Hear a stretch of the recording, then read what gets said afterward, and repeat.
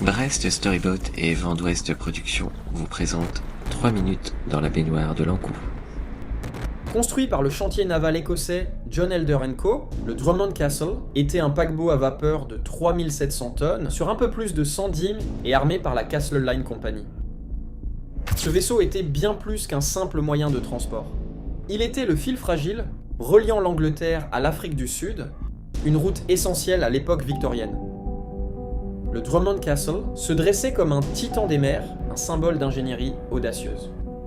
Mais derrière ces cheminées et ces chaudières à vapeur se profilait un avenir tragique.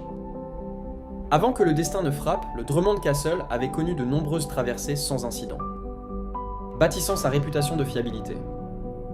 Mais cette confiance en soi, cette certitude d'invincibilité, était un voile sur la tempête à venir.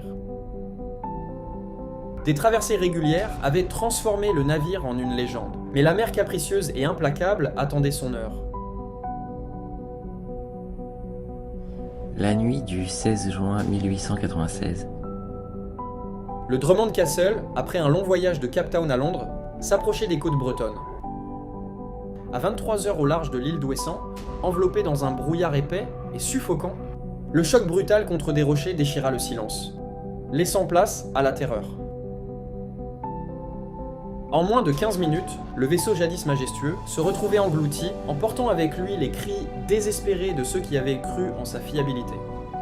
Les marins pris au piège dans un cauchemar ne purent que constater l'horreur de la situation. Des cris désespérés résonnèrent dans la nuit, atteignant les oreilles de pêcheurs locaux qui ne purent de sauver que 3 hommes.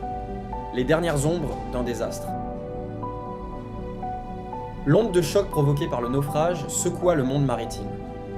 Une enquête officielle fut lancée, révélant des erreurs humaines à l'origine de cette calamité. Les témoignages des survivants rapportaient avec une intensité déchirante une atmosphère de chaos qui régnait à bord, ainsi qu'un tableau d'anarchie et de désespoir à bord, où la peur l'emportait sur la discipline.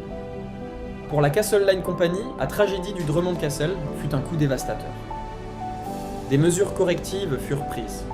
Mais trop tard pour effacer les cicatrices laissées par cette nuit fatidique, le capitaine William Pierce, bien qu'ayant péri dans les flots, fut blâmé pour ses manquements ayant conduit à cette tragédie. Les familles des marins disparus portaient le poids d'un chagrin insupportable, tandis que les survivants, hantés par leurs souvenirs, apportaient des témoignages précieux. Rappelons à tous que même ces colostaciers ne sont que des jouets entre les mains de la mer. Les leçons tirées de cette catastrophe continuent de résonner, forgeant les normes de sécurité maritime que nous connaissons aujourd'hui.